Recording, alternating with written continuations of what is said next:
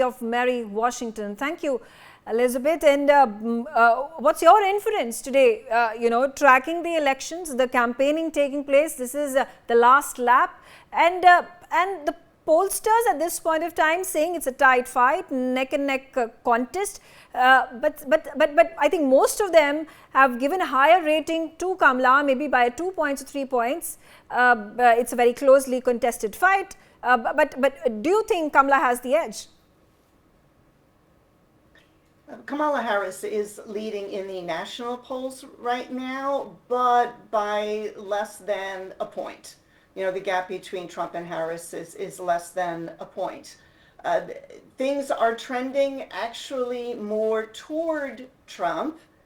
And there's, of course, a question about how much you can read into the polls, how accurate the polls are.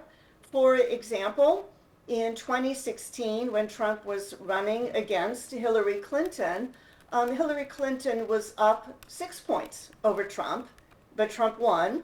And in 2020, Biden was up 8 points over Trump. Now, Biden won, but the election was quite close. So in both 2016 and 2020, the national polls underestimated Trump. And so, again, it's hard to gauge, are these polls underestimating Harris? That's probably unlikely at this point. When you look at like September to mid-October, the Harris-Trump gap was in her favor at about 2 points. And then in October, it closed up to 1 point, and now her the gap favoring her is deteriorating. But honestly, more importantly, are the battleground states. Those 7 battleground states, today, right now, at this moment, Trump is leading by a bit over a point, but the trend is in his favor. That gap is getting wider, particularly in Arizona, Michigan, and Georgia.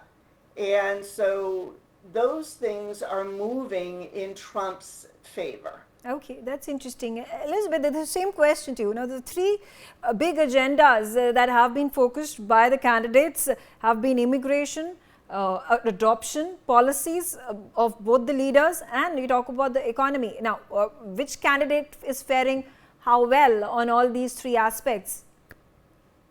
As Mr. Maida said, and of course we can't take credit for the origins of the slogan, it's the economy stupid, but all politics are local.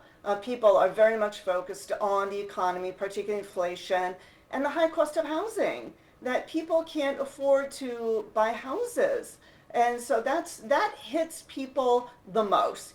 Immigration gets a lot of optics, and of course that's a huge issue.